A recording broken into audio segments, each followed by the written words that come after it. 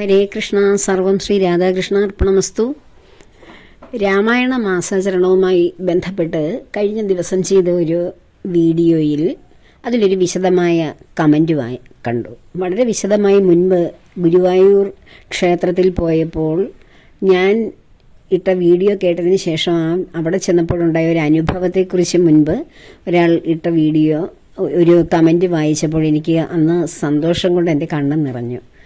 ഇപ്പോൾ ഈ കഴിഞ്ഞ ദിവസം ഒരു വ്യക്തിയാണോ അതോ ഒരു ഗ്രൂപ്പ് ഓഫ് വ്യക്തികളാണോ ഒരു സംഘടനയാണോ എന്ന് എനിക്ക് അറിഞ്ഞുകൂടാ, സഹവർത്തിത്വം എന്ന ആണ് ഒരു ടൈറ്റിൽ കിടക്കുന്നത്. അപ്പോൾ ഒരു ഗ്രൂപ്പ് ആൾക്കാരാകാം. അവരെനിക്ക് വളരെ വിശദമായിട്ടൊരു കമൻ്റ് എഴുതിയിട്ടിരുന്നു. ഞാൻ അടുത്ത വീഡിയോ അപ്ലോഡ് ചെയ്യാൻ നോക്കുമ്പോഴാണ് അതിൻ്റെ ശ്രദ്ധയിൽപ്പെട്ടത്. അപ്പോൾ അത് നെഗറ്റീവായിട്ടിട്ട കമൻ്റ് ആണെങ്കിലും എനിക്ക് വളരെ അത് പോസിറ്റീവായിട്ടാണ് അനുഭവപ്പെട്ടത്. കുറച്ച് കാര്യം കൂടി ഭഗവാനെക്കുറിച്ച് അറിഞ്ഞുകൂടാത്ത കാര്യങ്ങൾ കേൾക്കുന്നവർക്ക് കുറേ കൂടി അറിയട്ടെ എന്നെനിക്ക് തോന്നി. അതിനൊരു മറുപടി ഞാൻ അപ്പോൾ തന്നെ ഇട്ടിരുന്നു. എങ്കിലും എന്നെ കേൾക്കുന്നവർ കുറച്ചുകൂടി കാര്യങ്ങൾ അറിയട്ടെ എന്ന് തോന്നി. എല്ലാം പോസിറ്റീവായിട്ട് എടുക്കുക, ബി പോസിറ്റീവ് എന്ന് പറയുന്ന പോലെ. നെഗറ്റീവ് വന്നാലും അത് പോസിറ്റീവായിട്ട് തന്നെ നമുക്ക് കൺവേർട്ട് ചെയ്യാൻ കഴിയും. അതിൽ എഴുതിയിരിക്കുന്നത് ഞാൻ വായിച്ചു. എല്ലാ മതങ്ങളിലും ഈശ്വരൻ എന്ന പേരിൽ ദൈവം എന്ന പേരിൽ ഒരു സങ്കല്പമുണ്ട്. ആ ദൈവത്തിന് നമുക്കൊന്നും ചെയ്യാൻ, നമ്മുടെ ജീവിതത്തിൽ ഒന്നും ചെയ്യാൻ സാധ്യമല്ല. നമ്മൾ തന്നെത്താൻ ജീവിതത്തിൽ കഷ്ടപ്പെട്ടെങ്കിൽ മാത്രമേ നമുക്ക് കാര്യങ്ങളൊക്കെ സാധിക്കുകയുള്ളൂ. ഇതൊക്കെ വെറുതെ തട്ടിപ്പീരാണ്. ഇങ്ങനെ ഈശ്വരനുണ്ട് അല്ലെങ്കിൽ ദൈവം നമ്മെ സഹായിക്കും എന്നൊക്കെ പറയുന്നത് വെറും പച്ചക്കള്ളമാണ്. നമ്മൾ മാത്രമേ നമ്മുടെ ജീവിതത്തിലുള്ളൂ, വേറെ ആരും ഇല്ല എന്നിങ്ങനെ ഇതുപോലെയുള്ള മറ്റ് പല കാര്യങ്ങളും എഴുതി കണ്ടു. നമുക്ക് ഒരാവശ്യം വന്നാൽ വേറെ ആരും നമ്മെ സഹായിക്കാനുണ്ടാവില്ല, നമ്മൾ മാത്രമേ ഉള്ളൂ. നമുക്ക് ഇതെല്ലാം മതങ്ങളിലൊക്കെ പറഞ്ഞു വെക്കുന്നതാണ് ദൈവമുണ്ട് എന്നുള്ളത്. ഇതൊന്നും ഇവിടെ ഇല്ല എന്നൊക്കെയാണ് പറയുന്നത്. ഈ പറയുന്നതൊക്കെ കേൾക്കുന്നവരൊക്കെ വെറും പൊട്ടന്മാരാണ് എന്നുള്ള മാതിരിയാണ് അതിൽ കുറച്ച് കാര്യങ്ങൾ എഴുതി വെച്ചിരുന്നത്. ഞാൻ അതിനുള്ള മറുപടിയും കൊടുത്തു. അതുപോലെ തന്നെ മറ്റൊരു ഇമ്പോർട്ടൻ്റ് കാര്യം അതിൽ എഴുതി വെച്ചിരുന്നത് എന്താണെന്ന് അറിയുമോ? ദൈവത്തെ ആശ്രയിക്കുന്നവർക്ക് വളരെയധികം കഷ്ടപ്പാടുകൾ ഉണ്ടാകുന്നു. എന്നാൽ ദൈവത്തെക്കുറിച്ച് ഓർക്കാതെ ദൈവം നിന്നെയൊക്കെ പരത്തിയും പറഞ്ഞും അങ്ങനെയൊക്കെ ചിന്തിച്ചും ജീവിക്കുന്നവർക്ക് ജീവിതത്തിൽ വളരെ ഉയർച്ചകൾ ഉണ്ടാകുന്നു എന്നും പറഞ്ഞു. അതൊക്കെ വളരെ പ്രധാനപ്പെട്ട പോയിന്റുകളാണ്, നമ്മളത് അറിഞ്ഞിരിക്കേണ്ടതാണ്. അത് നെഗറ്റീവായിട്ടാണ് പറഞ്ഞതെങ്കിലും എനിക്കത് വളരെ പോസിറ്റീവായിട്ട് ഈ കാര്യങ്ങൾ ഓരോന്നും തോന്നി. എന്തെന്നാൽ ഞാൻ നിങ്ങൾക്ക് പറഞ്ഞു തരുന്ന കാര്യങ്ങൾ ഓരോന്നും ദൈവം നമുക്ക് നമ്മുടെ ജീവിതത്തിൽ എല്ലാം കൊണ്ട് തരും, നമ്മൾ വെറുതെ ഒന്നും ചെയ്യാതിരിക്കൂ എന്നല്ലല്ലോ ഞാൻ ഇതുവരെയും നിങ്ങൾക്ക് പറഞ്ഞു തന്നതും പഠിപ്പിച്ചു തന്നിട്ടുള്ളതും. ഈശ്വരൻ്റെ അനുഗ്രഹം, അതായത് എല്ലാം ദൈവത്തിന് സമർപ്പിക്കൂ, ദൈവത്തോട് നന്ദിയുള്ളവരാകൂ എന്നാണ് ഞാൻ എപ്പോഴും പറയാറുള്ളത്. എൻ്റെ ഏതൊരു വീഡിയോ എടുത്താലും ഒരിക്കലെങ്കിലും ഞാൻ ആ വാക്ക് ഉപയോഗിക്കും, ഗ്രാറ്റിറ്റ്യൂഡ് വേണമെന്ന്. അങ്ങനെ എല്ലാം ഭഗവാന് സമർപ്പിച്ച് എന്ത് കാര്യം ഉണ്ടെങ്കിലും അത് ഭഗവാൻ എനിക്ക് ചെയ്തു തന്നതാണ്, അല്ലെ ഭഗവാന്റെ അനുഗ്രഹം കൊണ്ടാണ് എനിക്ക് കിട്ടിയത്, ഭഗവാനാണ് എന്നെ നിലനിർത്തുന്നത്. ഈ നിമിഷം, ഞാൻ ഈ സംസാരിക്കുന്ന നിമിഷം പോലും ഭഗവാൻ എൻ്റെ ഉള്ളിലുള്ളത് കൊണ്ട് മാത്രമാണ് ഞാൻ ഈ സംസാരിക്കുന്നത് എന്ന് ചിന്തിക്കുന്ന ആളാണ് ഞാൻ. ആ ഒരു ചിന്തയിലൂടെ വളർന്നു വന്ന അങ്ങനെ ഭക്തിയിലൂടെ വളർന്നു വന്ന ആ ഭക്തിയുടെ പാരമ്യത്തിൽ എനിക്ക് ജ്ഞാനം ഉപദേശിച്ചു തന്നത് എൻ്റെ ഭഗവാനാണ് എൻ്റെ ഗുരു. ആ ജ്ഞാനത്തിലൂടെ വൈരാഗ്യത്തിലേക്ക് വൈരാഗ്യത്തിൻ്റെ ഒരു ആദ്യ സ്റ്റെപ്സൊക്കെ കടന്നു വന്നു. എല്ലാറ്റിനോടും ഒരു അകൽച്ചയും ബന്ധങ്ങളെല്ലാം ഒരു പരിധിയിൽ അധികം ജീവിതത്തിൽ സ്വാധീനിക്കാതെ എല്ലാറ്റിനെയും ഒതുക്കി വെക്കാൻ കഴിയുന്ന ഒരവസ്ഥയിലേക്ക് വന്നതിന് ശേഷമാണ് ഞാൻ ഈ പ്രിയപ്പെട്ട നിങ്ങൾ ഓരോരുത്തരോടും സംസാരിക്കാൻ ഇതൊരു വേദിയായിട്ട് തിരഞ്ഞെടുത്തത് തന്നെ. പക്ഷെ അതിനുശേഷം ഞാൻ ഓരോരുത്തർക്കുമുള്ള സംശയം, ഞാൻ സംസാരിക്കുന്ന ലെവലിൽ നിന്നല്ല നിങ്ങൾ ഓരോരുത്തരും കേട്ടുകൊണ്ടിരുന്നത്. ആ ലെവലിൽ നിൽക്കുന്നവർ ധാരാളം പേരുണ്ടെങ്കിലും അതിന് താഴെയുള്ള ഭക്തി ജ്ഞാനത്തിലേക്കുള്ളവരും ജ്ഞാനത്തിൽ വരാത്തവരും വൈരാഗ്യത്തിലെങ്ങും എത്താത്തവരും അങ്ങനെ പല ലെവലുകളുണ്ടല്ലോ, ഒക്കെയുണ്ട്. അവരുടെ ഓരോരുത്തരുടെയും സംശയങ്ങൾ ദൂരീകരിക്കാൻ തുടങ്ങുമ്പോൾ ഞാൻ മുകളിൽ കയറിയ ഞാൻ വീണ്ടും താഴേക്ക് വരികയും അങ്ങനെ എനിക്ക് തന്നെ ഒരു ആത്മീയമായ ഒരു തകർച്ചയുടെ ഒരു മേഖല പോലെ എനിക്ക് തോന്നി. വീണ്ടും ഞാൻ അതിൽ നിന്നൊക്കെ കരകയറി വരികയാണ്. കാരണം നമ്മൾ ആ ഒരു പാതയിലൂടെ സഞ്ചരിക്കുമ്പോൾ അതേ ലെവലിലുള്ള ആ വ്യക്തികളുമായിട്ട് അല്ലെങ്കിൽ ആരും അങ്ങനെയുള്ള വ്യക്തികൾ നമുക്ക് സമ്പർക്കത്തിനില്ലെങ്കിൽ നമ്മൾ സ്വയം നമ്മളായിട്ട് സൃഷ്ടിച്ച ആ ചട്ടക്കൂട്ടിൽ ജീവിക്കുക, അതായിരുന്നു ഏറ്റവും ഉത്തമം. പക്ഷേ എനിക്കിനിയും വീണ്ടും നിങ്ങൾ ഓരോരുത്തരെയും വിട്ടിട്ട് പോകാൻ കഴിയില്ല. ഞാൻ ഒരാഴ്ച എൻ്റെ ഈ കർമ്മങ്ങൾ ഭഗവാന്റെ കാര്യം നിങ്ങൾക്ക് ഓരോരുത്തർക്കും പറഞ്ഞു തരുന്നത് ഞാൻ നിർത്തിക്കഴിഞ്ഞാൽ നിങ്ങൾ ഓരോരുത്തരും എനിക്ക് എഴുതുന്ന ആ വാക്കുകൾ കമൻറ്റുകളൊക്കെ വായിക്കുമ്പോൾ എനിക്ക് കൂടുതൽ ഉത്തരവാദിത്വമുള്ളത് ഇതും എൻ്റെ ഒരു ധർമ്മം തന്നെയാണ് എന്നെനിക്ക് തോന്നിയിട്ടുണ്ട്. അങ്ങനെ ഞാൻ ഇതിൽ വീണ്ടും ഉറച്ചു നിൽക്കുകയാണ്. അല്ലെങ്കിൽ ഈശ്വര ചൈതന്യം ആണ് ഇവിടെ കാണുന്നതെല്ലാം. ഈ എൻ്റെ തൊട്ടു മുന്നിൽ ഇരിക്കുന്ന വസ്തുക്കൾ, മേശ, അതുപോലെയുള്ള കസേര, ഇതെല്ലാം എൻ്റെ മുന്നിലിരിക്കുന്ന എല്ലാം, ഞാൻ ഉപയോഗിക്കുന്ന ഫോണ്, ലാപ്പ്, ഇതിലെല്ലാം ഭഗവാനാണ് എന്ന് എനിക്ക് തിരിച്ചറിയാം. പക്ഷേ അത് അനുഭവിക്കണമെങ്കിൽ അതിനു മുകളിലേക്ക് ഈ ഗാർഹസ്ഥ്യത്തിൽ നിന്ന് ഇതിലുള്ള കർമ്മങ്ങളൊക്കെ പൂർണ്ണമായതിന് ശേഷം ഞാൻ ഉയരണം, കുറച്ചും കൂടി വാനപ്രസ്ഥം, സന്യാസം തുടങ്ങിയ കർമ്മങ്ങളിലേക്ക് പോകണം. ആ ഒരു അവസ്ഥയിലേക്ക് അതിനുള്ള സമയം ആയിട്ടില്ലാത്തത് കാരണം ആ ഒരു അനുഭവം എനിക്കിതുവരെയും ഭഗവാൻ ആണ് ഇതെല്ലാം എന്നുള്ള അനുഭവം ഉണ്ടെങ്കിൽ അത് പൂർണ്ണമായിട്ട് അതിൽ ലയിച്ച് ആ ഒരു പരമാനന്ദ നിർവൃതിയിൽ എത്തുവാൻ പലപ്പോഴും സാധിക്കാതെ പോകുന്നു. അപ്പോൾ ഞാൻ സംസാരിക്കുന്നതൊക്കെ ആ ഒരു ലെവലിൽ നിന്നുകൊണ്ടാണ് സംസാരിക്കുന്നത്. ഭഗവാൻ വന്ന എന്തെങ്കിലും ജീവിതത്തിൽ കാര്യങ്ങൾ സാധിച്ചു തരും, ഒന്നും തരുത്തില്ല എന്ന് പറഞ്ഞ ആ ചോദ്യത്തിനുള്ള ഉത്തരവാണ് ഞാൻ ഈ പറയുന്നത്. ഭഗവാൻ നമുക്ക് ജീവിതത്തിൽ ഒരു കാര്യവും സാധിച്ചു തരില്ല. കാരണം ഇവിടെ ജീവിതം എന്ന് പറയുന്നത് വളരെ പ്രാരാബ്ധങ്ങൾ നിറഞ്ഞതാണ്. ആ പ്രാരാബ്ധ കർമ്മങ്ങളൊക്കെ എവിടെ നിന്ന് കൊണ്ടുവന്നു? ഭഗവാൻ കുറച്ച് നമ്മുടെ തലയിലേക്ക് ഒരു ചാക്കിനകത്തിൽ വെച്ച് കെട്ടി വിട്ടതല്ല. നാം തന്നെ നമ്മുടെ കർമ്മങ്ങളുടെ ഫലമായി, പല കർമ്മങ്ങളുടെയും ഫലമായി നാം തന്നെ കൊണ്ടുവന്നതാണ്. ഭഗവാൻ അതിൽ യാതൊരു പങ്കുമില്ല. ഇവിടെ കൊടും മഴയും അല്പം കഴിഞ്ഞാൽ നല്ല വെയിലും പിന്നീട് പകലും രാത്രിയും ഒക്കെ സംഭവിക്കുന്നില്ലേ? അപ്പോൾ ഈ പ്രകൃതിയിലല്ലേ നാം ജീവിക്കുന്നത്? അതോ നമ്മൾ ഈ പ്രകൃതിക്ക് ഉപരിയായിട്ടുള്ള അന്തരീക്ഷവും കഴിഞ്ഞ് ശൂന്യാകാശത്തിൽ ചെന്നാൽ സ്ഥായിയായ ഒരവസ്ഥയായിരിക്കുമെന്ന് ഞാൻ ചിന്തിക്കുന്നു. അങ്ങനെയാണ് ഞാൻ വായിച്ചിട്ടുള്ളത്. അവിടെയാണോ നാം ജീവിക്കുന്നത്? ശൂന്യതയിലാണോ ജീവിക്കുന്നത്? അല്ല, നാം ജീവിക്കുന്നത് ഇവിടെ ഈ പ്രകൃതിയിലാണ്. വായുവും വെളിച്ചവും ജലവും മണ്ണും എല്ലാം ഉള്ള ഈ ഭൂമിയിൽ പ്രകൃതിയിലാണ് ജീവിക്കുന്നത്. അപ്പോൾ ഈ പ്രകൃതിയിൽ നടക്കുന്ന എല്ലാം മനുഷ്യനായ നാമും അനുഭവിക്കണം. ഇവിടെ നിൽക്കുന്ന സസ്യങ്ങൾ മഴയത്ത് നനയുന്നു, വെയിൽ വന്നാൽ അവയ്ക്ക് ഓടിപ്പോകാൻ കഴിയുന്നില്ല. നമുക്കാണെ ഓടിപ്പോയി മഴയും വെയിലും നനയാതിരിക്കാൻ ഷെൽട്ടറുകളുണ്ട്. ഈ വൃക്ഷങ്ങൾക്കോ അല്ലെ പക്ഷിമൃഗാദികൾക്കോ എത്ര ഷെൽട്ടറുകളുണ്ട്? ആലോചിച്ച് നോക്കൂ. അവരും പ്രകൃതിയുടെ ഭാഗമല്ലേ? പ്രകൃതിയിൽ ജീവിക്കുമ്പോൾ പ്രകൃതിക്ക് അനുകൂലമായിട്ടാണ് നാം ജീവിക്കേണ്ടത്. ഒരു പാറ പോലും പ്രകൃതിക്ക് അനുകൂലമായിട്ടാണ് അവിടെ പ്രകൃതിയിൽ നിൽക്കുന്നത്. അതിനും മഞ്ഞും മഴയും കാറ്റും എല്ലാം ഏറ്റ് അതിന് കാലാന്തരമായി പൊടിയുകയും അത് മണലായി മാറുകയും ചെയ്യുന്ന ആ ഒരു പ്രോസസ്സ് നടക്കുന്നുണ്ട്. അപ്പോൾ മനുഷ്യൻ, കേവലം നിസ്സാരനായ മനുഷ്യൻ, ഞാൻ കഴിഞ്ഞ ദിവസം ഒരു വീഡിയോ കണ്ടു. ഏറ്റവും മുകളിൽ ഒരു ചെറിയൊരു മലയുടെ ഒരു ഇടുക്കിലൂടെ മുകളിലേക്ക് കയറി പോവുകയാണ്. ഏതോ ക്ഷേത്രത്തിലാകാം, അതോ ഇനിയും പ്രകൃതി ദൃശ്യങ്ങൾ കാണാൻ വേണ്ടിയാണോ പോകുന്ന ആ ഒരു ഇടുക്ക് വഴിയിലൂടെ കടന്നു പോകുന്ന മനുഷ്യരുടെ മുകളിലേക്ക് അവിടെ നിന്ന് ഒരു വലിയ പാറ ഉരുണ്ട് താഴേക്ക് വീഴുകയാണ് ചെയ്യുന്നത്. ആ പാതയിലൂടെ തന്നെയാണ് ആ പാറ വരുന്നത്. ആ പാറ മുകളിൽ നിന്ന് താഴേക്ക് വരുമ്പോൾ എന്താണ് കാണുന്നത്? അവിടെ നിന്ന് മനുഷ്യരൊക്കെ കേവലം ഒരു മണ്ണു പോലെ പാറയുടെ അടിയിൽ ഒതുങ്ങിപ്പോയി. അവരെവിടെയൊക്കെ ചിന്നിച്ചിതറി തെറിച്ച് പല കഷണങ്ങളായിട്ടും പോയി. അപ്പോൾ എത്ര നിസ്സാരമാണ് മനുഷ്യ ജീവിതം എന്ന് ആലോചിച്ച് നോക്കൂ. മനുഷ്യൻ്റെ ശരീരം, ജീവിതം അവിടെ നിൽക്കൂ. നമ്മുടെ ശരീരം, നമ്മളൊന്നു എവിടെയെങ്കിലും ഒന്ന് ഉരുണ്ടടിച്ച് വീണാൽ, ഒരു 2 വീലർ കൊണ്ട് വീണാൽ പോലും ഒടിഞ്ഞു പൊട്ടി തകർന്നു പോകാവുന്ന ഒരു ശരീരഘടനയാണ് നമുക്കുള്ളത്. അപ്പോൾ അങ്ങനെ ഒരു ശരീരമുള്ള നമുക്ക് എന്തഹങ്കരിക്കാനുണ്ട്? അപ്പോൾ ആ ഭഗവാൻ നമ്മെ രക്ഷിക്കുന്നില്ല എന്ന് പറയുന്നു. രക്ഷിക്കുന്നില്ലെങ്കിൽ ഈ പ്രകൃതിയിൽ നാം എങ്ങനെ ജീവിക്കുന്നു? ഭഗവാൻ എല്ലാവർക്കും രക്ഷ തരുന്നുണ്ട്. സൂര്യന്റെ വെളിച്ചം, ഞാൻ അതിൽ എഴുതിയ കാര്യം തന്നെയാണ് ഈ പറയുന്നത്, മറുപടി എഴുതിയതിനകത്ത്. സൂര്യന്റെ വെളിച്ചം സൂര്യൻ ദുഷ്ടന്മാർക്കും ശിഷ്ടന്മാർക്കും സെപ്പറേറ്റ് കൊടുക്കുവോ? ഇല്ല.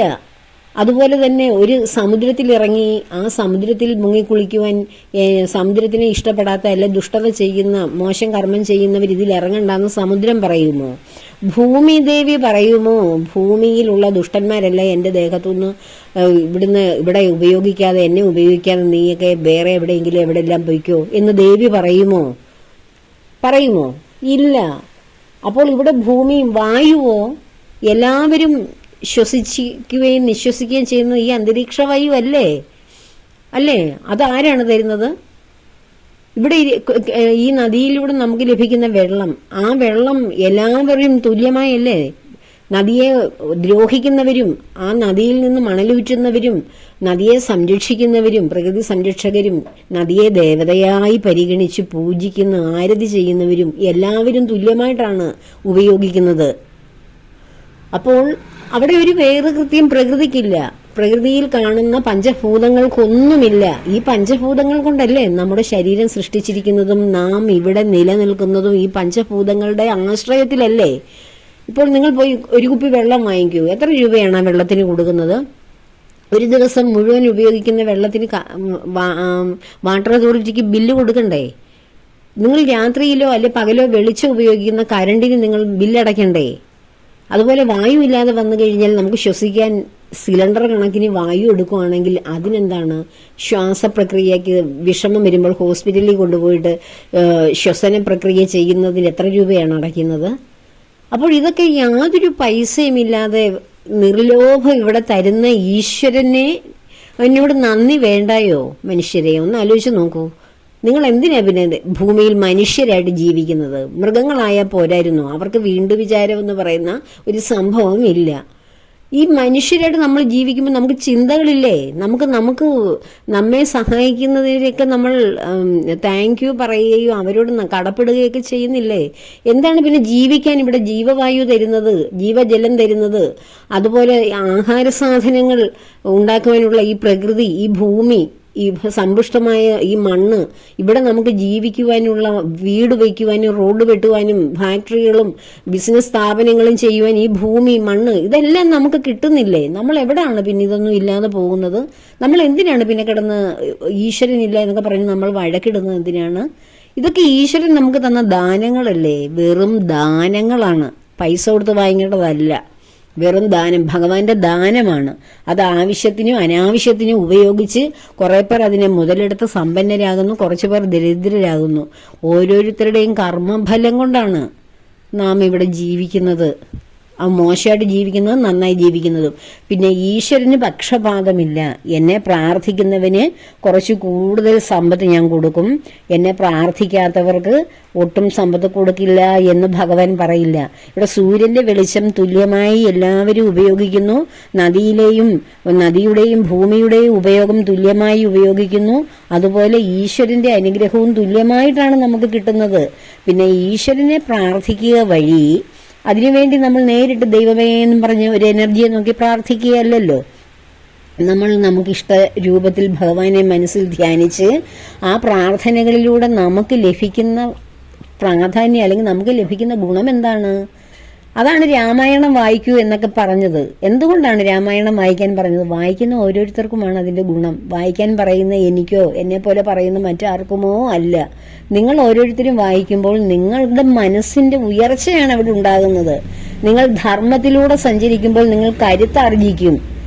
നിങ്ങളിലുള്ള മനോമാലിന്യങ്ങൾ കുറയും. നിങ്ങളൊരു റോഡിലൂടെ സഞ്ചരിക്കാൻ ആരംഭിക്കുന്നു, അത് മൊത്തം കാട് പിടിച്ച വഴിയാണെങ്കിൽ അതിൽ പാമ്പുണ്ടോ, കല്ലുണ്ടോ, കുപ്പിച്ചില്ലുണ്ടോ, മുള്ളുണ്ടോ എന്നൊക്കെ നിങ്ങൾക്ക് അറിയാൻ കഴിയുമോ? കഴിയില്ല. അപ്പോൾ നിങ്ങൾ ആ വഴി വെട്ടുകയാണ്. വെട്ടിത്തെളിച്ച വഴിയിലൂടെ സഞ്ചരിക്കുമ്പോൾ നമുക്ക് സുഗമമായി യാത്ര ചെയ്യരുതോ? അപ്പോൾ ആ വഴി വെട്ടുകയാണ് ഈ രാമായണവും ഇതിഹാസങ്ങളും പുരാണങ്ങളും ഉപനിഷത്തുക്കളും ഒക്കെ പഠിക്കുന്നതിലൂടെ നാം ചെയ്യുന്നത്. നമുക്ക് മുന്നോട്ടുള്ള യാത്രയിൽ ഉണ്ടാകുന്ന ആ വഴിയുടെ തെളിമയാണ്, ആ വഴിയുടെ കാടുകളെ കളയുകയാണ്. ആ വഴിയെന്ന് പറയുന്ന ഈശ്വരിലേക്കുള്ള വഴി, ആ കാടെന്ന് പറയുന്ന നമ്മുടെ ഉള്ളിലുള്ള മനോമാലിന്യങ്ങൾ, അത് നമ്മൾ ഈശ്വരനാമം ജപിക്കുന്നത് വഴി നാം അറിയാതെ ഒരു ഫിൽട്രേഷൻ നടക്കും നമ്മുടെ ഉള്ളിൽ. നമ്മളത് അറിയുന്ന പോലുമില്ല. ഈ നാമജപത്തിലേക്കും ആധ്യാത്മിക ചിന്തകളിലേക്കും കടന്നു വന്ന മനുഷ്യരെന്നെ കേൾക്കുന്ന ഓരോരുത്തരും അവർ കടന്നു വരാത്ത കാലത്തിൽ അവരുടെ മനസ്സിന്റെ ഗതിയും ഇപ്പോഴത്തെ അവസ്ഥയും ഒന്ന് ആലോചിച്ച് നോക്കൂ. ഇത് അനുഭവം ഉള്ളവർക്ക് ഇത് മനസ്സിലാവൂ. ഈശ്വരനൊന്നുമില്ല, എല്ലാ മതങ്ങളിലും പറഞ്ഞിരിക്കുന്ന ഒരു സംഭവം മാത്രമാണ്, വലിയ സങ്കല്പമാണ് എന്ന് പറയുന്നവർക്ക് ഇത് അനുഭവപ്പെടില്ല. കാരണം മതമല്ല ഞാൻ പറഞ്ഞു തരുന്നത്, ഞാൻ മതമല്ല പഠിപ്പിക്കുന്നത്. സനാതനധർമ്മം പഠിപ്പിക്കേണ്ട കാര്യമില്ല, ധർമ്മമാണത്. ഏതൊരു വ്യക്തി, ഇപ്പൊ ഇസ്ലാം ആകട്ടെ, പാഴ്സി ആകട്ടെ, ജൈനനോ ബുദ്ധനോ ക്രിസ്ത്യനോ ആരുമാകട്ടെ, അവൻ ധർമ്മത്തിലൂടെയാണ് ജീവിക്കുന്നതെങ്കിൽ അവൻ സനാതന ധർമ്മിയാണ്. സനാതനധർമ്മം പഠിപ്പിക്കേണ്ട കാര്യമേ ഇല്ല. ഭാരതീയ ദർശനങ്ങളാണ് വേദങ്ങളും ഇതിഹാസങ്ങളും പുരാണങ്ങളും എല്ലാം.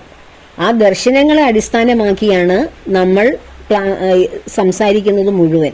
അല്ലാതെ ഇവിടെ മതമൊന്നും പഠിപ്പിക്കുന്നില്ല. സനാതനധർമ്മമാണ് എല്ലാവരും ഫോളോ ചെയ്യുന്നത്. എല്ലാ മതക്കാരും ഇപ്പൊ ഫോളോ ചെയ്യുന്നത് സനാതനധർമ്മം.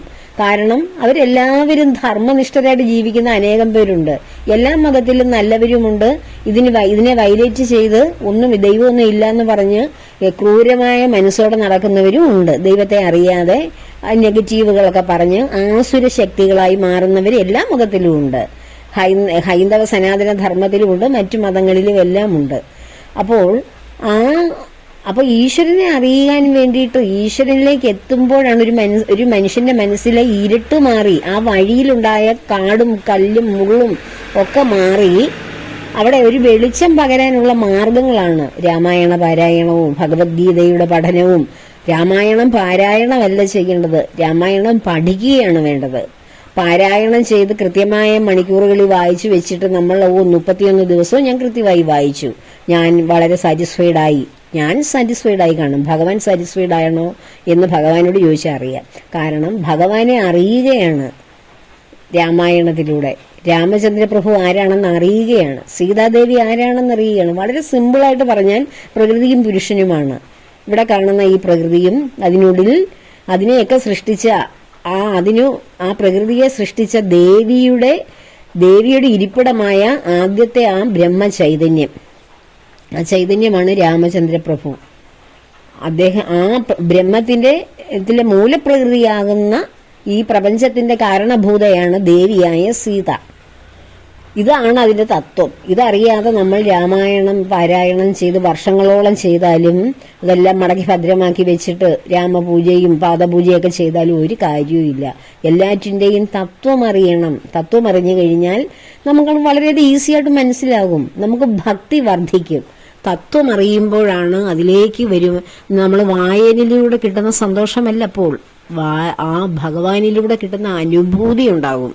ഓരോന്നും നമ്മൾ തത്വമറിഞ്ഞ് ഇതെന്റെ എന്നിലിരിക്കുന്ന ബ്രഹ്മചൈതന്യം തന്നെയല്ലേ ശ്രീരാമനായിട്ട് ഈ വ്യത്യസ്ത രൂപത്തിൽ വന്ന് സുന്ദരഗാത്രനായിട്ട് വീരശൂര പരാക്രമിയായിട്ട് അധർമ്മികളെ നിഗ്രഹിക്കുവാനായിട്ട് സീതാദേവിയെ ഓമന കുട്ടിയെ പോലെ ഒരു സന്തോഷത്തോടു കൂടി ഒരു പൈതലിനെ പോലെ മടിയിൽ വെച്ച് ആശ്ലേഷിച്ച് സ്നേഹത്തോടെ കരുതുന്നു. ഒരു അച്ഛന്റെ ഉപദേശമനുസരിച്ച് അച്ഛന്റെ സന്തോഷത്തിന് വേണ്ടി വാക്കുപാലിക്കുവാൻ വേണ്ടി ഘോരവനത്തിൽ സുന്ദരിയായ ഭാര്യയെയും ഇളയ കുട്ടിയായ അനുജനെയും കൈപിടിച്ച് വനത്തിലേക്ക് പോകുന്നു. എത്രയെത്ര മനോഹരമായിട്ടുള്ള കർമ്മങ്ങളാണ് ബ്രഹ്മചൈതന്യമായ ശ്രീ രാമചന്ദ്രൻ ചെയ്തത്. അതൊക്കെ വായിക്കുമ്പോൾ നമുക്ക് കുളിരണിയും മനസ്സിനും ശരീരത്തിനും ഒക്കെ. അതാരാണെന്ന് അറിയുമ്പോഴാണ് കൂടുതൽ മനസ്സിലാകുന്നത്. അതുപോലെ തന്നെ മറ്റൊരു കാര്യം ആ കമന്റിൽ ഞാൻ വായിച്ചത്, ഈശ്വരനെ അറിയുന്നവർക്ക് ഒരുപാട് കഷ്ടപ്പാടുകളും ഇതൊന്നും അറിയാതെ ഈശ്വരനൊന്നും ഇല്ല എന്ന് പറഞ്ഞ് നടക്കുന്നവർക്ക് വളരെ സന്തോഷവും ഉണ്ടാകുന്നുവെന്ന്. അത് വളരെ സത്യമാണ് പറഞ്ഞത് കേട്ടോ. അത് 100ൽ 100 മാർഗം കൊടുക്കാവുന്ന ഒരു പരമസത്യമാണ്. കാരണം എന്താണെന്ന് കേട്ടുള്ളൂ. എന്തുകൊണ്ടാണ് ഞാനിപ്പം അല്ലെങ്കിൽ നമ്മുടെ മക്കളോ നമ്മളോ ഒക്കെ പരീക്ഷ എഴുതാൻ പോകുന്നു. IAS പരീക്ഷയാണ് ഇന്ത്യയിലെ ഏറ്റവും വലിയ സമയദൈർഘ്യം എടുക്കുന്ന പരീക്ഷ എന്ന് നമുക്കറിയാം. ആ പരീക്ഷയെക്കുറിച്ച് നമ്മൾ ധാരാളം കേട്ടിട്ടുണ്ട്, സെർച്ച് ചെയ്തിട്ടുണ്ട്. നമ്മൾ അതിനു വേണ്ടിയിട്ട് തയ്യാറെടുക്കുന്നവർ അതിൻ്റെ ആദ്യ കാര്യങ്ങളെല്ലാം അറിഞ്ഞിട്ട് ആ പരീക്ഷയ്ക്ക് വേണ്ടി ഫീസൊക്കെ കെട്ടിവെച്ച് പഠിക്കാൻ ആരംഭിക്കുമ്പോൾ, ആദ്യത്തെ പരീക്ഷയൊക്കെ അങ്ങോട്ട് കഴിയുമ്പോൾ നമുക്ക് മനസ്സിലാകും ഇതെത്ര കഠിനമാണ് ദൈവമേ. എന്തിനാണ് IAS പോകുന്നത്? നീറ്റ് പരീക്ഷ എഴുതുന്ന കുട്ടികളോട് ചോദിക്കൂ, ആദ്യത്തെ പ്രാവശ്യം നീറ്റ് കിട്ടുമോ എഴുതിയാൽ? കിട്ടില്ല. കാരണം അതിൻ്റെ ഒരു ഏകദേശം പരിസരമൊക്കെ അവരൊന്ന് അറിഞ്ഞു വരുന്നതേ ഉള്ളൂ. ഒരു വർഷം ഫുൾ ടൈം അവരിരുന്ന് 4 മണിക്കൂർ മാത്രം ഉറങ്ങുക, അല്ലെ 6 മണിക്കൂർ ഉറങ്ങിയ കുട്ടികളെ എനിക്കറിയാം. ബാക്കി എല്ലാ മണിക്കൂറുകളും പഠിച്ചവർ, അവർക്കും അതിൻ്റെ 7 അയലത്ത് പോലും എത്താൻ കഴിഞ്ഞിട്ടില്ല. കാരണം എന്താണ്? ഒരു 3 വർഷം 4 വർഷം കഠിനാധ്വാനം ചെയ്യുമ്പോഴാണ് അവർക്ക് ഫുൾ മാർക്കിൻ്റെ ഏകദേശമൊക്കെ അരികിലെത്താൻ കഴിയുന്നത്. അത് എന്നേക്കാൾ നന്നായിട്ട് നിങ്ങൾക്കൊക്കെ അറിയാം. നിങ്ങളുടെയൊക്കെ മക്കളൊക്കെ അതിൽ പങ്കെടുത്ത കുട്ടികളായിരിക്കുമല്ലോ. അപ്പോൾ അതിലേക്ക് ഇറങ്ങി വരുമ്പോഴാണ് ഈ കുഞ്ഞുങ്ങളോട് ചോദിക്കുമ്പോൾ, ഇനി 1 വർഷം കൂടി അല്ലെങ്കിൽ 2 വർഷം കൂടി ഞാൻ ഇതിൽ നിന്നാൽ എനിക്ക് ഏകദേശമൊക്കെ മനസ്സിലാവുമെന്ന്, എനിക്ക് ഏകദേശം മാർക്കൊക്കെ കിട്ടും എന്നൊക്കെ മനസ്സിലായി വരുന്നതേ ഉള്ളൂ. എന്തുകൊണ്ടാണ് അവർക്ക് അങ്ങനെ മനസ്സിലായത്? അതിനു മുമ്പ് അവർ പരീക്ഷയെക്കുറിച്ച് തയ്യാറെടുക്കാതെ ആ വിഷയം പഠിക്കാതിരുന്ന സമയത്ത് അവർക്ക് ഇതിനെക്കുറിച്ച് വലിയ പിടിപാടും ഉണ്ടായിരുന്നോ? ഒന്നുമില്ല. അവർ കേട്ടിട്ടുണ്ട് നീറ്റ് ഉണ്ട്, അല്ല IAS ഉണ്ട്. എന്തിനാ NDA എന്ന പരീക്ഷയില്ലേ, നാഷണൽ ഡിഫൻസ് അക്കാദമി, നമ്മുടെ ആർമിയിൽ, നമ്മുടെ ഈ ഫോഴ്സിലേക്ക് ചേരുവാനുള്ളത്, ഇന്ത്യൻ ആർമിയിലേക്കൊക്കെ ചേരുവാനുള്ള പരീക്ഷ. ആ പരീക്ഷയിൽ ഒന്ന് പങ്കെടുക്കാനൊന്ന് കുട്ടികൾ ഇറങ്ങിത്തിരിക്കട്ടെ, അപ്പോഴറിയാം അതിൻ്റെ കാഠിന്യം. അപ്പോൾ അതിന് മനോബലം വരെയും പരീക്ഷിക്കുന്ന ഒരു പരീക്ഷയാണ്. ഇന്റർവ്യൂ മാത്രമല്ല, അതിനുശേഷം സഹജീവികളോട് എങ്ങനെ സഹവർത്തിത്വത്തോടെ ജീവിക്കുമെന്ന് അറിയാനുള്ള പല ടെക്നിക്കും അവിടെ ഉപയോഗിക്കാറുണ്ട്. കുട്ടികൾ പരസ്പരം തമ്മിലടിക്കുമോ, ഏതൊരു അവസ്ഥയിൽ അവർ, ഏതൊരു സിറ്റുവേഷനിൽ അവർ എങ്ങനെ കൈകാര്യം ചെയ്യും എന്നൊക്കെ അറിയാനുള്ള വിവിധ ടെസ്റ്റുകളുണ്ട് അവിടെ. അപ്പോൾ ഇതെന്തുകൊണ്ടാണ് ഇങ്ങനെയുള്ള വിവിധ കഠിന പരീക്ഷകളും അല്ലെ പരീക്ഷണങ്ങളും ഒക്കെ ഈ കുട്ടികൾക്കും ഇതിൽ പങ്കെടുക്കുന്നവർക്കും ഉണ്ടാകുന്നത്? അവരതിലേക്ക് ഇറങ്ങി തിരിച്ചതുകൊണ്ട്. അവർ വീട്ടിൽ മറ്റു കാര്യങ്ങൾ ചെയ്യുകയല്ല, വേറെ ഏതെങ്കിലും കോഴ്സുകൾ ഇച്ചിരി പാടില്ലാത്ത കട്ടിയില്ലാത്ത പരീക്ഷകളൊക്കെ എഴുതുകയും ജീവിതമാർഗം തേടുന്ന കുട്ടികൾക്ക് ഇത് വല്ലതും അറിയാൻ പറ്റുമായിരുന്നോ? അവർ ഈ പരീക്ഷണങ്ങളിൽ പരീക്ഷയാകുന്ന പരീക്ഷണങ്ങളിൽ അവരിടപെടുമായിരുന്നോ? അറിയുമായിരുന്നോ? അനുഭവിക്കുമായിരുന്നോ? ഇല്ല. അവരതിലേക്ക് ഇറങ്ങി തിരിച്ചത് കൊണ്ടാണ് ഇതിൽ ഇത്രയും വലിയ കാഠിന്യമാണോ ഇത് എന്നവർ തിരിച്ചറിയുന്നത്, അല്ലെ അവരുടെ പേരൻസ് തിരിച്ചറിയുന്നത്, അല്ലേ? അപ്പോൾ ഈശ്വരനിലേക്ക് വരിക. അപ്പോൾ ഒരു പരീക്ഷ എഴുതുമ്പോൾ തന്നെ എന്തൊരു കാഠിന്യമാണ്. നമ്മളിവിടെ കേവലം എന്തെങ്കിലും ഒരു ജോലിയിലെത്തി നല്ല പൈസ സമ്പാദിച്ച് നല്ല റെപ്യൂട്ടേഷനിൽ ഇരിക്കാനുള്ള ഒരു പരീക്ഷ എഴുതുമ്പോൾ തന്നെ എന്തൊരു കാഠിന്യമാണ്. വലിയ വലിയ പരീക്ഷകളൊക്കെ, അതിലേക്ക് ഇറങ്ങിത്തിരിക്കുന്ന കുട്ടികൾ അനുഭവിക്കുന്ന സ്ട്രെസ് എന്ത് വലുതാണ്, ആലോചിച്ച് നോക്കൂ. അപ്പോഴാണോ ഈ പ്രപഞ്ചം സൃഷ്ടിച്ച ബ്രഹ്മത്തെ ലഭിക്കുവാൻ വേണ്ടി നാം ഇറങ്ങിത്തിരിക്കുന്നത്? നമുക്ക് പരീക്ഷണങ്ങളൊന്നുമില്ലേ? ആലോചിച്ച് നോക്കൂ. നമുക്കൊരു പരീക്ഷയും വേണ്ടായോ? ദാ പിടിച്ചോന്ന് പറഞ്ഞ് ഈശ്വര ചൈതന്യം നമ്മളിലേക്ക് ഇറങ്ങി വരുമോ? വളരെ ഈസിയാണോ ആ ടാസ്ക്? അല്ല. ഞാനിത് സംസാരിക്കുന്നുണ്ടെങ്കിൽ ഞാൻ എൻ്റെ ജീവിതത്തിൽ ഒരുപാട് ഭഗവാന് സമർപ്പിച്ചിട്ടുണ്ട്. നിങ്ങൾ ഒക്കെ ജീവിക്കുന്ന പോലുള്ള ജീവിതം എനിക്ക് അല്ല. ഞാനത് മനഃപൂർവ്വം അങ്ങനെയുള്ള ജീവിതങ്ങളൊക്കെ ഉപേക്ഷിച്ചിട്ട് ഭഗവാന് വേണ്ടി ജീവിക്കുന്ന വ്യക്തിയാണ്. അപ്പോൾ ഭഗവാനാണ് എൻ്റെ എല്ലാം. ഭഗവാൻ എൻ്റെ ഉള്ളിലുണ്ട്, എൻ്റെ ഉള്ളിൽ ഇരിക്കുന്നത് കൊണ്ടാണ് ഞാനിവിടെ ഇങ്ങനെ ജീവിച്ചിരിക്കുന്നത് എന്ന് പറയുവാനുള്ള ആത്മബലം, അത് അനുഭവിക്കുവാനുള്ള ആ ഒരു ശക്തി എനിക്ക് ലഭിച്ചത് ഒരുപാട് പരീക്ഷണങ്ങളും നിരീക്ഷണങ്ങൾക്ക് ശേഷമാണ് ഞാൻ ആ ഒരു അവസ്ഥയിലേക്ക് വന്നത്. അല്ലാതെ വെറുതെ ഒരു കുട്ടികളെയും ഭർത്താവിനെയും ഒക്കെ സംരക്ഷിക്കുന്ന ഒരു ടീച്ചർ എന്ന ജോലി ചെയ്യുന്ന ഒരു ഗൃഹസ്ഥാശ്രമിയായ വ്യക്തി മാത്രമല്ല ഞാൻ. ആയിരുന്നെങ്കിൽ എനിക്കും എല്ലാവരെയും പോലും ഇങ്ങനെ എല്ലാ കാര്യങ്ങളിലും ഇടപഴകി ജീവിക്കാമായിരുന്നു. എനിക്ക് നിങ്ങൾക്ക് ഇത് പറഞ്ഞു തരുവാനുള്ള അറിവൊന്നും എനിക്ക് ഉണ്ടാവുകയില്ലായിരുന്നു, അനുഭവം ഉണ്ടാകുകയില്ലായിരുന്നു. അപ്പോൾ നമ്മൾ ഒരുപാട് സഹിച്ച് ഭഗവാന് വേണ്ടി നമ്മൾ നമ്മുടെ ജീവിതത്തിൽ ഒരുപാട് ഭഗവാന് വേണ്ടിയല്ലത്, എനിക്ക് വേണ്ടി തന്നെയാണ്. അല്ലാതെ നമ്മുടെ ആ ഒരു ജീവിതത്തിന്റെ മനസ്സിന്റെ എല്ലാറ്റിന്റെ ഉയർച്ചയ്ക്ക് വേണ്ടിയിട്ട് എനിക്ക് മാത്രം എന്തെങ്കിലും സാധിക്കണം എന്നുണ്ടെങ്കിൽ എനിക്ക് ഏകാദശി വ്രതം അനുഷ്ഠിച്ചാൽ മതി. പക്ഷേ ആ ഏകാദശി വ്രതം കൊണ്ട് എനിക്ക് കിട്ടുന്ന നന്മയും ഗുണവും മാത്രം മതിയോ? എനിക്ക് ഒരു ഹോൾ ഫാമിലി ഈ മുഴുവൻ ഭഗവാന്റെ കയ്യിൽ കൊടുക്കാൻ വേണ്ടിയിട്ട് ഞാൻ എന്താ ചെയ്യേണ്ടത്? ഞാൻ ഭഗവാന്റെ സ്വന്തമാവുക. നിങ്ങൾ ഓരോരുത്തരും അങ്ങനെ ചെയ്തു നോക്കിയേ. നിങ്ങൾ ഓരോരുത്തരും ഭഗവാനിലേക്ക് സ്വന്തമായിട്ട്, ഭഗവാനാണ് എന്നെ എങ്ങനെ വേണേലും അഴിച്ചു പണിഞ്ഞു, ഞാൻ ഭഗവാന്റെ മുന്നിൽ സാഷ്ടാംഗം വീണ് കിടക്കുന്നു, എന്നെ എന്തെങ്കിലുമൊക്കെ ചെയ്തോ ഭഗവാനെ, എന്നെ ചവിട്ടുവോ അല്ലെങ്കിൽ ഉപദ്രവിക്കുവോ അല്ലെങ്കിൽ ഇഞ്ച പരിവാക്കി എന്താ വേണേലും ആക്കിക്കോ, ഞാൻ എല്ലാറ്റിനും റെഡിയാണ് എന്ന് പറഞ്ഞ് ആ ഭഗവാന്റെ മുമ്പിൽ ആ അങ്ങ് ത്യാഗം, അങ്ങനെ നമ്മളങ്ങ് ത്യജിക്കുകയാണ് നമ്മളെ. അങ്ങനെ ത്യജിച്ച് ഭഗവാന് വിട്ടുകൊടുക്കുന്നവരാരുണ്ടോ അവരെ ഭഗവാൻ അഴിച്ചു പണിയും. അവരെ മാത്രമല്ല, അവരുടെ ജീവിതത്തിൽ വരുന്ന എല്ലാം ഭഗവാനാണ് പിന്നെ നോക്കുന്നത്.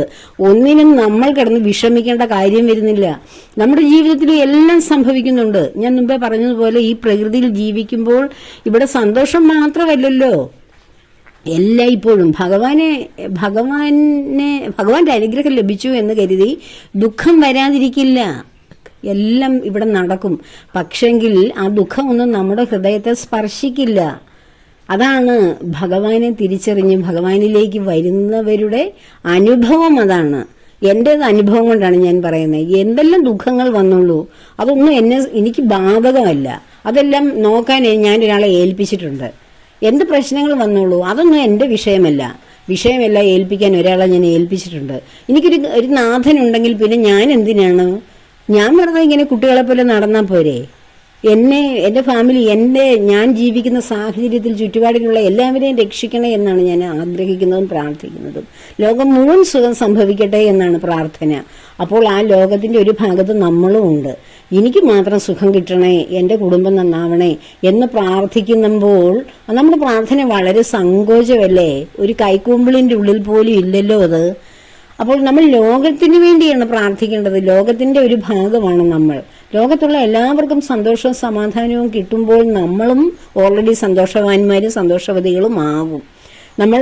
നമ്മൾ ആ സമൂഹത്തിന് ലോകത്തിന് വേണ്ടി പ്രാർത്ഥിച്ചു നോക്കിക്കേ. നമുക്ക് നന്മ കിട്ടാതെ എവിടെ പോകാനാണ്?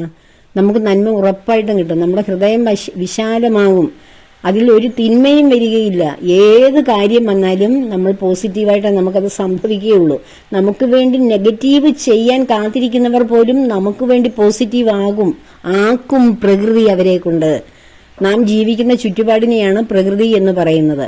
നാം സഞ്ചരിക്കുന്ന, ഞാൻ കഴിഞ്ഞ ദിവസം അതിനെക്കുറിച്ച് പറഞ്ഞു, നാം സഞ്ചരിക്കുന്ന വഴികൾ, നാം ഏർപ്പെടുന്ന മനുഷ്യർ, നമ്മൾ സഹകരിക്കുന്ന സമൂഹം, അതുപോലെ ജോലിയെടുക്കുന്ന ഇടം, വീട്, ഇതെല്ലാം നമുക്ക് അനുകൂലമാകും. അതാണ് പ്രകൃതി, എക്കോസിസ്റ്റം എന്നൊക്കെ പറയുന്നത് പോലെ.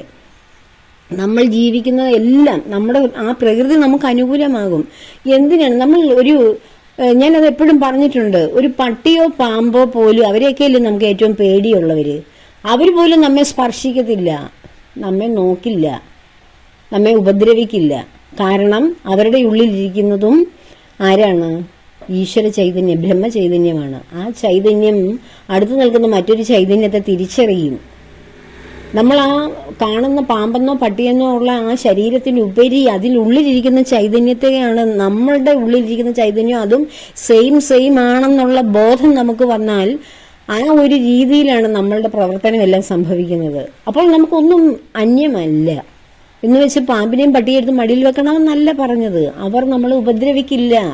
ആ ഒരു തലത്തിലേക്ക് നമുക്ക് എത്താൻ കഴിയും.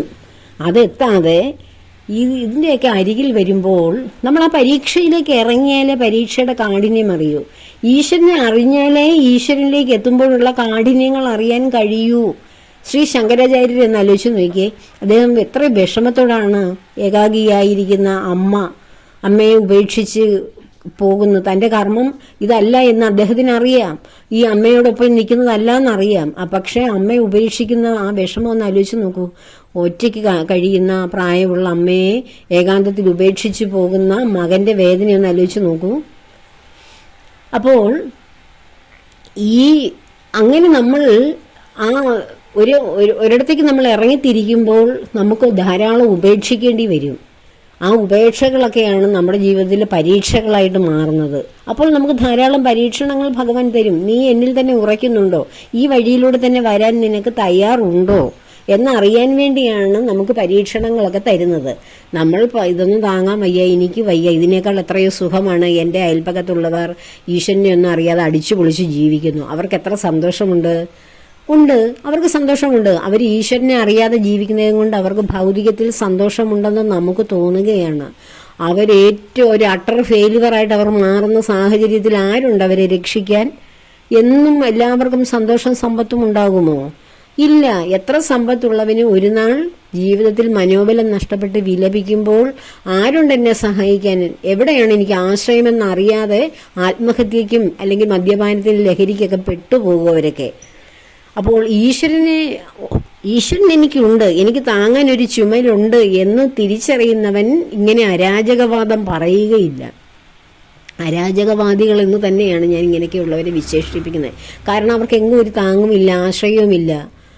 അവർ എവിടെയും ആശ്രയത്തിന് വേണ്ടി ചെല്ലുന്നില്ല.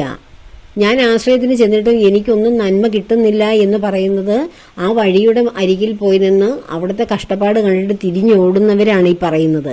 അതിലേക്കൊന്ന് ഇറങ്ങിത്തിരിക്കാനുള്ള ധൈര്യം നിങ്ങൾക്കുണ്ടോ? ഉണ്ടെങ്കിൽ നിങ്ങൾക്ക് അതിനെ ഫേസ് ചെയ്യാനുള്ള അവസ്ഥ വരും, അതിനുള്ള മനോബലം തരും. അപ്പോൾ ഈശ്വരനിലേക്ക് വന്നാൽ പ്രധാനമായിട്ടും നിങ്ങൾക്ക് ലഭിക്കുന്ന ഏക ഗുണം എന്താണെന്നറിയാമോ? ഈ പ്രകൃതിക്ക് അനുകൂലമായി നമ്മൾ ഇവിടെ ജീവിക്കുമ്പോൾ നമുക്കുണ്ടാകുന്ന സുഖ ദുഃഖങ്ങൾ സന്തുലിതമായിട്ട് കൊണ്ടുപോകാനുള്ള ആത്മബലം ഒരു വ്യക്തിക്ക് വരും. അതുപോലെ ഏത് പ്രശ്നം വന്നാലും എനിക്ക് താങ്ങുവാൻ ആരുമില്ല. എൻ്റെ ബന്ധുക്കളും, സമ്പത്തുള്ളപ്പോഴേ ബന്ധുക്കളുള്ളൂ, ആരോഗ്യമുള്ളപ്പോഴേ സുഹൃത്തുക്കളും ഒക്കെ ഉള്ളൂ, സന്തോഷമുള്ളപ്പോഴേ എല്ലാവരും ഉള്ളൂ. എന്തിനാണ് ബന്ധുക്കൾ, സുഹൃത്തുക്കൾ, മിത്രങ്ങളും നമ്മുടെ മക്കളും ഭാര്യയും ഭർത്താവും ഒക്കെയും നമ്മൾ ആരോഗ്യത്തോടിരിക്കുമ്പോഴേ ഉണ്ടാവുകയുള്ളൂ. അല്ലെങ്കിൽ നമ്മൾക്ക് വയ്യാതെ കിടക്കുന്ന അവസ്ഥയിലൊക്കെ പ്രായമായ അമ്മമാരെ അച്ഛന്മാരെയൊക്കെ ഉപേക്ഷിച്ചു പോകുന്ന എന്തോരം മക്കളുണ്ട്. അപ്പോൾ നമുക്കത് സ്വാഭാവികമായിട്ടും നമ്മുടെ സാഹചര്യത്തിൽ ഈ കലിയുഗത്തിൽ നമുക്ക് മനസ്സിലാക്കാവുന്ന കാര്യമല്ലേ. അപ്പോൾ എല്ലാറ്റിനും ആശ്രയമായി ഭഗവാൻ ഉണ്ടെങ്കിൽ ഭഗവാന് കുറൂരമ്മയെക്കുറിച്ച് നമുക്കറിയരുതോ? ഭഗവാൻ തന്നെയാണ് കുറൂരമ്മയെ രക്ഷിക്കാൻ. ഭഗവാനായി ഒരു കുട്ടിയായിട്ട് അങ്ങ് നിൽക്കുകയാണ് കൂടെ. ഒന്ന് ആലോചിച്ച് നോക്കൂ, വേറെ ആരുമില്ലാതെ വരുന്ന സാഹചര്യത്തിൽ ഭഗവാനെ ആശ്രയിക്കുന്നവർക്ക് ഏതെങ്കിലും വ്യക്തികൾ സഹായത്തിന് എത്തുമെന്നാണ് ഞാൻ പറഞ്ഞിട്ടുള്ളത്. പക്ഷെ ഭഗവാൻ തന്നെയാണ് കുറൂരമ്മയ്ക്ക് സഹായിയായിട്ട് മാറിയത്. അപ്പോൾ അങ്ങനെയുള്ള എത്ര ആ ഈശ്വരൻ, നമ്മൾ ഗുരുവായൂരപ്പനായിട്ട് ഭഗവാനെ ആശ്രയിക്കുന്നു, അല്ലെ കൃഷ്ണനായിട്ട്, അല്ലെങ്കിൽ ഗുരുവായിട്ട്, അല്ലെ ആരൊക്കെ ആയിട്ട് നമ്മൾ ആശ്രയിക്കുന്നു, ആ രൂപത്തിൽ ഭഗവാൻ നമ്മെ രക്ഷിക്കും. ഇതൊന്നുമല്ല, രൂപത്തിനൊക്കെ അതീതമായ ആ ബ്രഹ്മചൈതന്യത്തെയാണ് ആചരിക്കുന്നതെങ്കിൽ അതൊരു സനാതന സത്യമാണ് എന്നും നിലനിൽക്കുന്നത്. സത്യത്തിന് മാറ്റമില്ല. സത്യം ത്രേതായുഗത്തിലൊരു സത്യം, ദ്വാപരത്തിലൊരു സത്യം, കലിയുഗത്തിലൊരു സത്യം ഒക്കെ ഉണ്ടോ? ഇല്ല. എല്ലാം ഒരു സത്യം തന്നെ. സത്യമാണ് ഇപ്പോഴും ചിരന്തനമായി നിലനിൽക്കുന്നത്. ആ സത്യമാണ് ബ്രഹ്മം. ആ ബ്രഹ്മത്തെ ആശ്രയിച്ചാൽ, സത്യസന്ധമായി ജീവിച്ചാൽ, ധർമ്മത്തോടുകൂടി ജീവിച്ചാൽ ഈ പ്രകൃതി നമുക്ക് അനുകൂലമാകും. ഈ പ്രകൃതിയിൽ ജീവിക്കുന്ന നമുക്ക് പ്രകൃതി അനുകൂലമാണെങ്കിൽ ഒന്നും ഭയക്കണ്ട. പ്രകൃതിയാണ് ആദ്യം ഭയക്കേണ്ടത്. നമ്മൾ ജീവിക്കുന്ന സാഹചര്യം നമുക്ക് അനുകൂലമല്ലെങ്കിൽ നമ്മൾ അവിടെ അല്ലയോ ഭയം ഉണ്ടാകേണ്ടത്. പക്ഷെ നമ്മൾ എവിടെ ജീവിച്ചാലും നമുക്ക് പ്രകൃതി അനുകൂലമാണ്. നമുക്ക് പ്രകൃതിയെ ഭയമില്ലെങ്കിൽ നമുക്ക് ഏത് കാട്ടിലും ജീവിക്കാം, ഏത് വീട്ടിലും ഒറ്റയ്ക്ക് ജീവിക്കാം, ഏത് ദുഷ്ടന്മാരുടെ ഇടയിലും ജീവിക്കാം, ഏത് സുനാമി തിരമാലകളുടെ ഇടയിലും ജീവിക്കാം, ഏത് മലയിടിച്ചിലിൻ്റെ അടിയിലും ജീവിക്കാം. നമുക്കവിടെ പ്രകൃതി അനുകൂലമാണ്. പ്രകൃതി അനുകൂലമാകണമെങ്കിൽ എന്ത് ചെയ്യണം? നമ്മൾ ഈശ്വരൻ്റെ വഴിയിലൂടെ സഞ്ചരിക്കണം. ആ വഴി അറിയാതെ ഈ ഭൗതിക സുഖങ്ങൾ എവിടെ ഏത് കിട്ടുന്നു കൂടുതൽ എന്നന്വേഷിച്ച് നടക്കുന്നവർക്ക് ഞാൻ പറയുന്ന വാക്കുകൾ കേൾക്കേണ്ട കാര്യമില്ല. എൻ്റെ ഈ ചാനലിലേക്ക് വരിക പോലും വേണ്ട. ഞാൻ അങ്ങനെയുള്ളവരെ ആരെയും ആകർഷിക്കുന്നില്ല. എൻ്റെ വാക്ക് കേൾക്കൂ, ഇതൊന്ന് ശ്രദ്ധിക്കൂ എന്ന് പറയാറേയില്ല. ഇത് ശ്രദ്ധിക്കേണ്ടവർക്ക് മാത്രം ശ്രദ്ധിക്കാനുള്ള ഒരു ഏരിയയാണ്. ഈശ്വരനെ സത്യസന്ധമായിട്ട് ഈശ്വര ചൈതന്യത്തിലൂടെ മുന്നോട്ട് ജീവിക്കുവാൻ ആഗ്രഹിക്കുന്ന ഒരു ചെറിയ പറ്റം ആൾക്കാരുണ്ടാവും. അവർക്ക് വേണ്ടിയിട്ടാണ്. കൗരവർ 100 പേരുണ്ടായിരുന്നു, പാണ്ഡവർ വെറും 5 പേർ. സത്യവും ധർമ്മവും പുലർത്തുന്നവർ വിരലിൽ എണ്ണാവുന്നവരേ ഉണ്ടാവൂ. അധർമ്മികളും ഈശ്വര വിരോധികളുമാണ് ഭൂതലം മുഴുവൻ നിറഞ്ഞു നിൽക്കുന്നത്. അപ്പോൾ എല്ലാം നന്മയ്ക്ക് വേണ്ടിയാണെന്ന് മാത്രം കരുതി ഈശ്വരപാദങ്ങളിൽ സമർപ്പിച്ച് മുന്നോട്ട് പോവുക. എല്ലാവർക്കും നന്മയുണ്ടാകട്ടെ. ഈ കർക്കിടക മാസത്തിൽ എല്ലാവരെയും ഭഗവാൻ അനുഗ്രഹിക്കട്ടെ എന്ന പ്രാർത്ഥനയോടെ എല്ലാ കർമ്മങ്ങളും ഭഗവാന്റെ പത്മപാദങ്ങളിൽ ചേർക്കുന്നു. ലോകാ സമസ്ത സുഖിനോ ഭവന്തു.